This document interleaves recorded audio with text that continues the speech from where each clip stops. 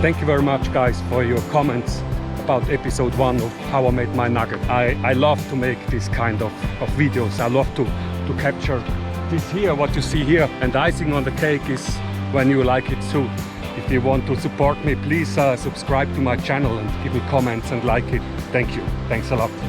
So today we have episode 2, and for episode 2 we go to Alaska, or better said, we go to Nevada, because the guy I have the pleasure to talk with today lives in Nevada, but the story of his nugget of a lifetime is in Alaska.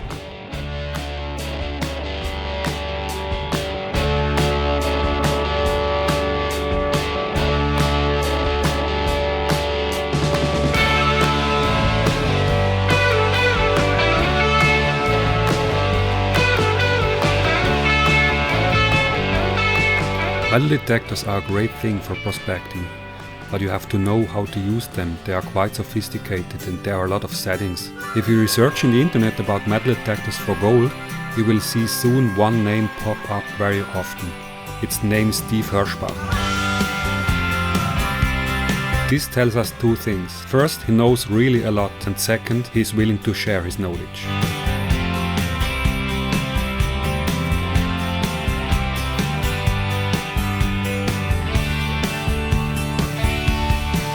Okay, so hi Steve, thank you very much for coming to this interview.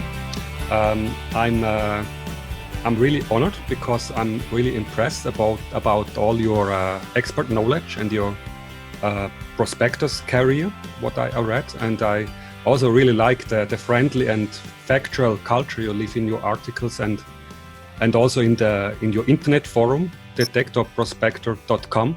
It's really, I can highly recommend this forum to everybody. And well, for sure, many gold prospectors with a metal detector know who you are, but maybe you would like to introduce yourself. Tell us something about your life, your prospecting career, and what you do for a living. Sure. Well, I was born and raised in Anchorage, Alaska, and basically lived in Alaska my entire life. I got a very early start in gold prospecting. My father took me out when I was a child, gold panning, and I was instantly hooked. That was it. I was set for life at that point. And about the same time, I actually developed an interest in metal detecting. This was about 1972. I saw a little ad in a magazine, Find Lost Treasure, and I thought, well, that sounds fun. So I scraped up what little money I could and bought myself a White's metal detector in 1972, and I've been metal detecting ever since. It's just been a real passion in my life. So that actually led to how I made my entire living and livelihood. A high school buddy and I used to go out gold dredging on weekends, and the person we were buying gear from announced he was leaving the state one day, and literally on a lark, a typical teenage whim, we thought, wouldn't that be fun to sell mining gear? And our primary motivation was, we thought, well, we could get the gear at cost. So it wasn't like a get-rich-quick scheme or anything. It was just a way to kind of play with the toys.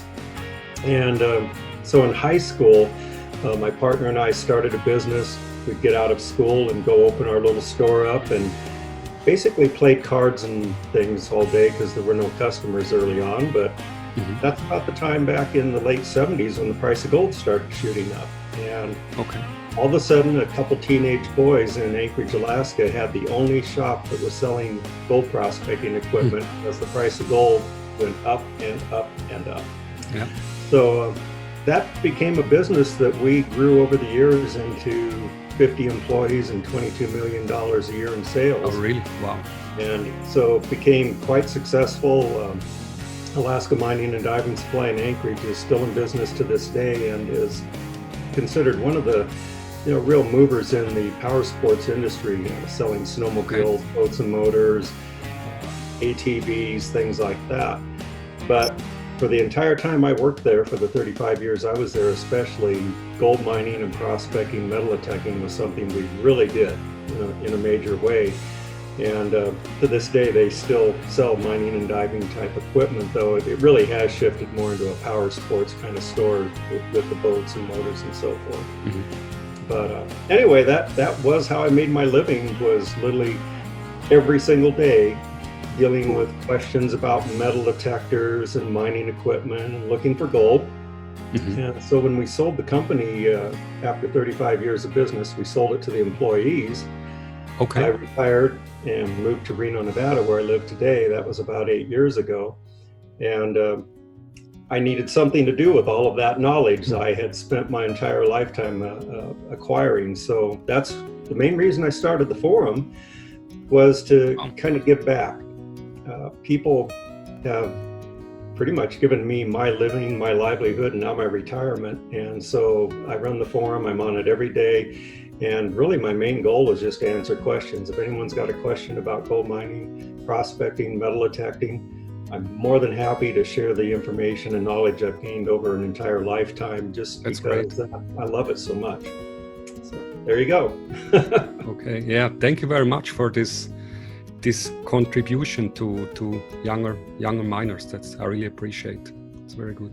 It's just, I love it. It's a lot of fun. I mean, as I've explained, and I not only did this for a business, I was out every weekend looking for gold. I staked mining claims. I prospected all over Alaska. I've been to Australia and Arizona, California, of course, Nevada. I staked mining claims in Alaska that turned into a hard rock exploration project. A real big project, $2 million worth of drilling out in the middle of nowhere. I did some amazing things over the years, and all of that came about because as a young man, I wanted to get a metal detector and go gold panning. So anything I can do to pass that on and share that passion and that enthusiasm with somebody, if I can find one person out there and turn them on to this the way I was turned on, it can lead to amazing things. It literally has been the thing around which my entire life has revolved, has been that entire looking for gold prospecting and everything related to it. Wow, that's really a message. Thank you very much. You told me you watched my videos about Myers Fork in Chicken, Alaska, when I was prospecting there last year, and I'm sure you know the 40-mile mining district quite well. Did you prospect a lot there during your time in Alaska, or was it more towards Anchorage? Or I just by coincidence have a huge history going back in that particular part of the 40-mile area of Alaska. My mining partner friend that I started with in business all those years ago, his family knew the people that at that time were some of the major miners there on Chicken Creek, the people that actually owned that ground before Mike Busby. Yeah. So the Bayless and Roberts operation there was a big commercial mining operation back in the day. And so my friend's father was their attorney. And so we went up there, got to know them, and got permission to do a little prospecting on Franklin Creek over the hill from Chicken Creek. Yeah. And so I got kind of into that area back in the 1970s, and I loved it and just had a loose history of going up there ever since.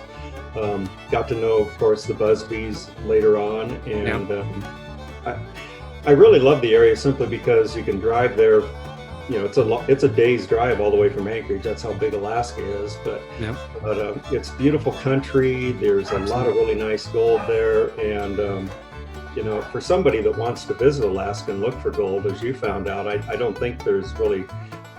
I can't think of really a better way. There's some opportunities up in the Nome area, but they're fairly limited. You've got more of a open kind of drive anywhere, do anything you want kind of thing going on in Chicken. So in any case, I love it there. When I saw your video, of course, it brought back a lot of memories, but I really am truthfully impressed by the work you did on that video. It was Thank so you very much. professional. It was very entertaining. I very rarely watch videos on YouTube and stuff like that. Frankly, I find most of them boring, and yours was extremely well done. And anyway, thank you for that. I appreciated it. So that's really why I'm talking to you today. It's a pleasure for me to hear such feedbacks. That's really, thank you. So let's go to the main topic of this interview. Quite near to Chicken, to Myers Fork, there's also another creek, a very legendary creek, one might say, Jack Wade Creek. And I read an article from you. You found really a huge nugget there. And so I think we can say this is a nugget of a lifetime. I'm sure you have many nuggets of a lifetime, but it's really a big one. And may I ask you, could you tell us the story of this nugget? How did you find it? How was the situation there? How did you feel? I think, yeah. Certainly, the whole reason we're doing this today, of course, is about a nugget I found on Jack Wade Creek, a 6.53 ounce. So there's 12 troy ounces in a troy pound, and so this would be a little over a half-pound gold nugget. And I have to say, truthfully, I have not found anywhere near the quantity of gold or size of gold that a lot of people have. So I'm not making this out like it's just an astounding find. On my forum, for instance, there's a lot of Australian prospectors. Yeah. A gentleman by the name of Reg Wilson, in particular, who's a legend. Okay. He measures the nuggets he's found in the past in pounds. I mean, they're huge. It takes two hands to hold them. And I can't sleep tonight. Yeah. And I have personal friends that have found 1 pound. A friend of mine, Bernie, who actually works up in the 40 Mile area, he's found 2 1-pound nuggets up at Gaines Creek, Alaska. So, a half-pound nugget, while it is an exciting find and a tremendous find, I certainly don't want to make it out in this video like I've done something that's really amazing. For me, this is a very nice find. It's certainly something I was very excited to find. And in particular, because I guess I'm just not that person that's ever going to find one of those huge nuggets. I always wanted to. I certainly spent a lot of time looking for a huge nugget. I've been to the right places. I've been to Australia. I spent a tremendous amount of time at Gaines Creek, Alaska, looking for huge gold nuggets. And I was personally there while somebody next to me found one. Okay. I was there when Bernie found a 1-pound nugget. I was there when Bruce found it was over a pound nugget. I had my own claims at Moore Creek, Alaska, that I ran a pay-to-mine operation on for many years. And it's very odd, but while I was there, my focus was not on finding that big nugget for myself. I was focused on trying to find those nuggets for other people. Okay. And so I was there when a gentleman found a 32 ounce nugget, so almost 3-pound gold nugget that I honestly could have found. I was right there. I had the equipment, I had everything, but I was purposely not really looking for that gold myself. I was leaving it for the people that we had coming up there. So oddly enough, I'm sitting at this point in my life going, you know what, Steve, you kind of had your shot at it, but you kind of passed it up. So I found many 1 to 3 ounce gold nuggets. I literally lost count of the number of 1 to 3 ounce gold nuggets I found. So I'm very blessed in that regard. I've found many pounds of gold over the years and a lot of large nuggets. But those great big ones are something that I either walked past or missed. There's one in particular, a 2-pounder. I'm pretty sure I actually got a target on it, got a signal on it. And to this day, I remember thinking it was a coffee can probably. So I left it there. And a gentleman from Pennsylvania who had never metal detected for gold before in his life came and visited our mine. And he didn't know what a coffee can sounded like, so he dug that coffee can up, and it was a 2-pound gold nugget. Oh my God. So, trust me, I probably walked past more gold and walked over more gold than most people ever find in their life. I don't consider myself to be that kind of an amazing expert. I've just done it a lot, and I've had a lot of good luck. So, with that lead in, a few years ago, I was up in the 40 Mile. I drove from Reno all the way to Alaska. I've made that drive many times, and if anybody gets a chance to drive from the lower 48 of the United States all the way through Canada to Alaska, it's a beautiful drive. Beautiful. I would drive. love to. Yeah. And it's a wildlife. In the spring, you'll see bears and bison and goats and moose. It's a wildlife tour. So I like making the drive. I drove all the way up to Chicken and stayed at the gold camp there with the Busbys for a month. Basically, Oh, really? Okay. put in a solid month. And I did this trip twice. I stayed mostly at the Busbys for one trip, and then there was another trip I made up where I did a lot of camping and spent at the campgrounds at Lower Jack Wade and so forth. I'm sorry, in which year was this? Oh gosh, what was this now? About 4 years ago? I couldn't even tell you the year off the top of my head. So. Oh, really? So maybe we were at the same time in Chicken, because last 5 years I was in Chicken in the summer for 2 or 3 weeks. Could be. It maybe is a few more years ago than that. 2013. Okay. So time does fly, I'm afraid. So yeah. Now you've got my interest. I'll have to go back and look. For anyone that's interested, I have those 2 stories each month in the Jack Wade 40-mile district is on my website. It's a very long thread with lots of great photos and so forth. I read it. It's awesome. So, and the one story does include the finding of this nugget. So in any case, I do know the people on Jack Wade Creek that have the mining claims on the upper area. The lower area is actually open to the public. There's several miles of ground there that the public can get access to. And then some partners and I actually had some ground there, a couple mining claims right in the middle of all of that. So I had quite a bit of opportunities to hunt pretty much the entire length of Jack Wade Creek, all the way from the mouth on up to the very headwaters. And that creek has intrigued me for most of my life. I was aware early on of the history of it and the fact that there was gold nuggets, very solid gold nuggets found there, and nuggets weighing several pounds. I did stop at Tok, Alaska and visit the Jack Wade Gold Company, and I was able to hold that's on my bucket list too. I was able to hold that huge gold nugget they've got there. I think it's 4.5 pounds off the top of my head, but just a huge round lump of solid gold. And that was found on Jack Wade Creek. So the history was there. And for me, nugget hunting is not any amazing thing about geology and knowing all kinds of secrets about where to look. For me, it's mostly history. I look at the past history of it. And if for the last 100 years, people have been digging large gold nuggets up, I'm pretty much guaranteeing you there's one more left somewhere there. You just have to go find it. So that's my whole secret of prospecting, is just look at the history. Very interesting. And if there's gold there that's been found before, I know there's more left. They never get 100% of it. So I did go up there, spend a month, and this trip was fabulous. I had my truck since I drove. I was camping out pretty much the entire trip in just a tent.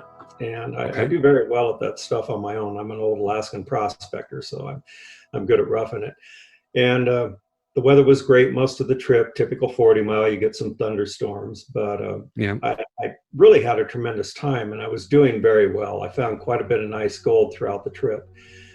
And it wasn't until the very end, I finally one day, I'd been there coming right up on a month.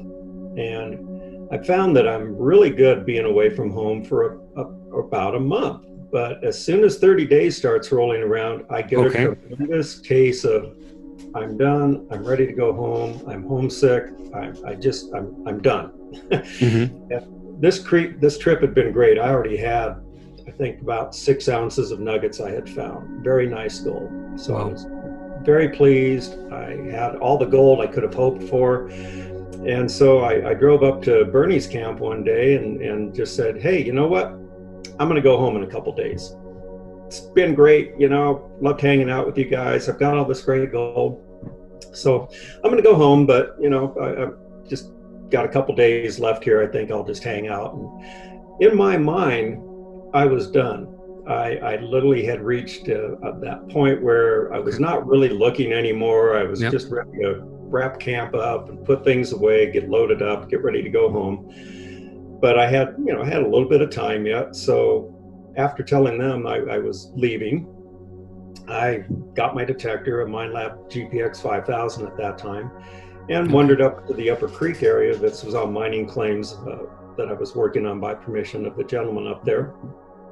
And it's kind of funny. I mean, and I've had this happen a number of times, and other people that prospect gold sometimes will tell you this, that you kind of get to this point where you're not trying so hard.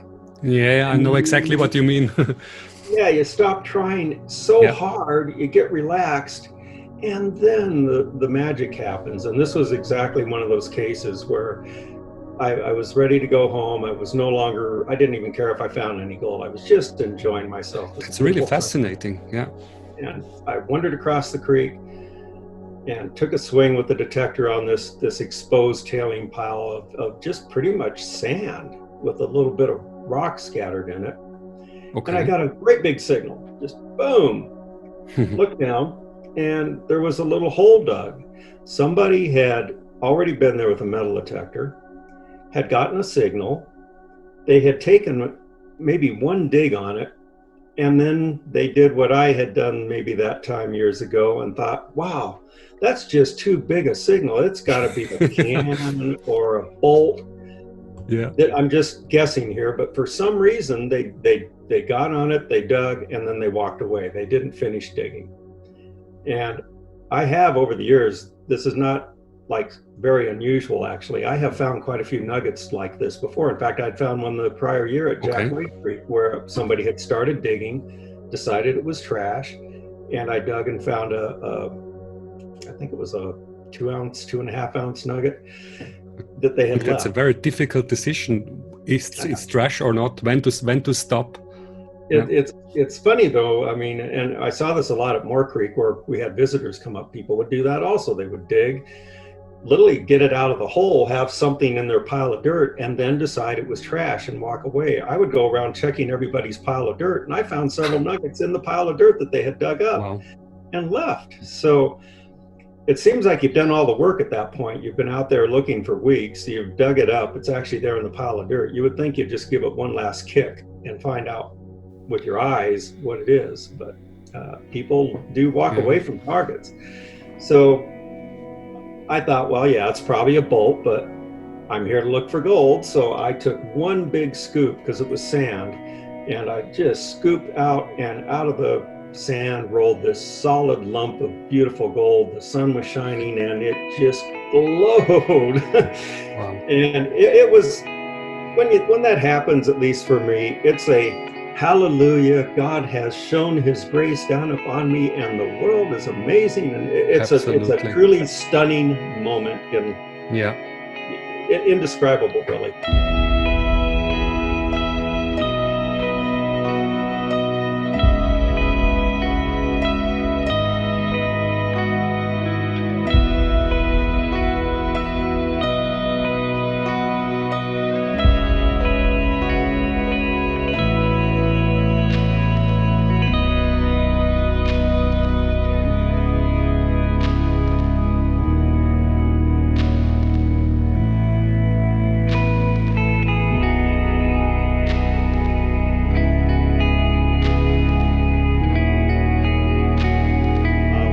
I think mostly it's because it's so hard. When you spend years or decades, and in this case, I had spent decades looking for something like this. And so when it does happen, it is kind of amazing. I'm sure it's the same feeling someone gets when they climb to the top of Mount Everest or anything else that's very difficult and hard to achieve. And if you could actually find these things easily, it wouldn't be near as much fun.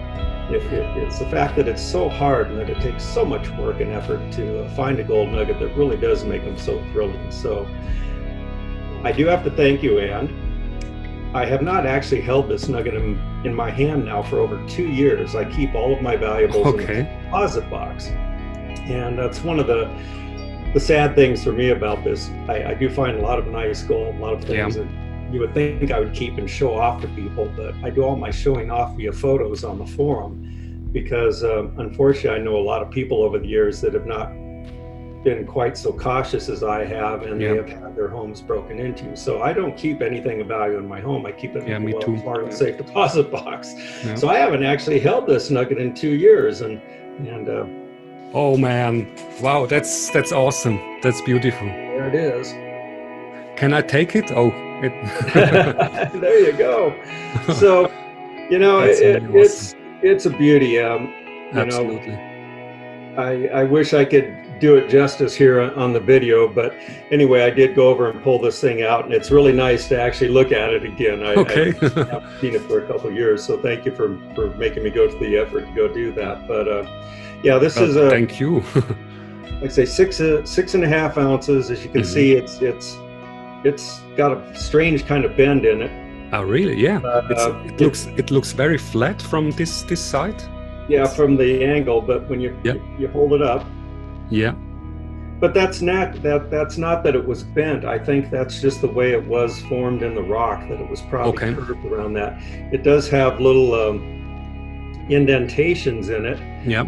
Those are triangular shaped, and what they were the actual quartz crystals in the rock that were embedded. Oh, yeah, no, I see it. Yeah, that's interesting.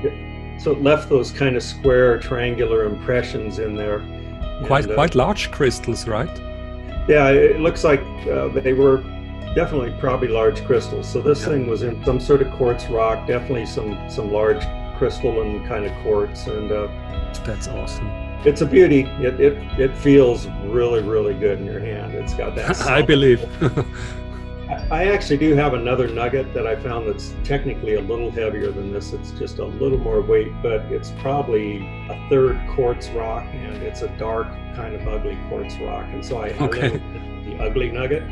I like this one a lot more because it's solid gold. I do like the ones with just solid lumps of gold. It looks really massive, yeah. Yeah, it's nice. So, like I say, it's certainly not huge by. I mean, a lot of the people I do know have found larger gold. For me, though, it was one of the best finds of my entire life, and certainly was a great thrill to find it. And I guess I am spoiled, you know. On one hand, I'm saying, well, it's not the largest thing in the world, but the number of people that out there can say they found a nugget that weighs 1 ounce or larger is a very exclusive club. We call it the 1 ounce club, and I've long since been a member of the 1 ounce club, and it's a pretty exclusive club. The number of people out there, I'm sure, that they can be able to say they found anything just a troy ounce nugget or larger is a very tiny number of people. Finding gold, as you know, is just really hard to do. It is, yeah. It takes a lot of work, and truthfully, I think there's a little luck involved. I know some people that have been doing this a long time, put in a lot of hours, and they just don't seem to have any luck at it. They go left when they should have gone right. And I've had more of a knack at times to where I've been out with a group of people, and I'm not doing anything special or different than them, and yet I walk away with a lot of gold. Some of that, I'll pat myself on the back and say I've been doing this a long time, so I probably am doing things subconsciously maybe that the others aren't doing. Could be. But sometimes I do think it's just luck. I've got good luck for 1 to 3 ounce nuggets. I don't seem to as much luck for those 1 pound plus nuggets, but they're out there still. So maybe one of these days. Yeah, that's really, thank you very much for this fascinating story. And what I really love is I have the impression you take it really like a special gift. So it's really special how you explained the story. That's I love. I'm literally one of the luckiest people in the world as far as I'm concerned. I was born in Alaska in an amazing time when Alaska was a true frontier. I didn't eat beef or food out of cans or anything. I mean, my father fed us by going out and hunting and fishing. It was really a frontier. And so I got to see Alaska go from a true frontier into, it is just a modern place now. It has all the Walmarts and Costco's and stuff. So I was able to live through that transition. I've got to travel all over Alaska. I've been literally all over the world, to Australia. I've been to England looking for relics. It's just been a fabulous life. So I've been really very fortunate, and to this day, I still get the most incredible thrill finding a tiny gold nugget. You know, the size thing is like, yeah, we like to find the big gold nuggets, but just finding a gold nugget, it brings me right back to being a 12-year-old out there with a metal detector and just all excited. And I really am a big kid at heart. I just love doing this. I have a lot of fun. I enjoy it. And so it's been great. I could not ask for anything more. Wow, I'm very glad for you. I better mention too, just because behind every man there is a woman, and if it was not for my wife, who is so amazing, I know there's just not a lot of women out there that would just let their husband load up in I know exactly what you mean. It really is amazing. She'll let me drive off to Alaska for a month and disappear, and she doesn't worry or get overly concerned. She trusts me and knows that I know what I'm doing, and so that really has given me a lot of freedom to be able to go do the things that I would like to do. That I literally know some guys that they probably wouldn't be able to do it quite the way I do because of that. So I do thank my wife Karen. She's just been wonderful too. Well, that's very nice. Okay, Steve, thank you very much. This was so impressive and so fascinating. I have wet hands now, and I wish you that you find many more nuggets. I'm sure you will.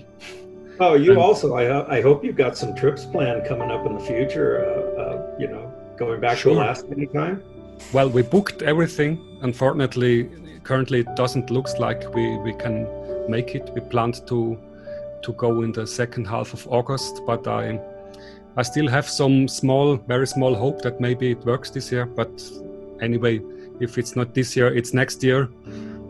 And for sure, I will go back to Alaska for sure. Yeah, always next year. Yeah, this year has been difficult in a lot of ways for people. I'm very much again fortunate in that regard, as I can literally walk out the door and drive either west to the Sierra Nevadas or east out into the desert of Nevada and find gold. So I don't actually have to worry too much about any of the social distancing stuff. I don't have to see anybody except stop at a gas station. So I still plan on getting out here just actually next week. I hope to start gearing up, and I haven't done much gold prospecting in the last couple of years. So I'm really looking forward to getting out and trying some of the new metal detectors. And who knows, maybe that 1 pound nugget's still out there waiting for me.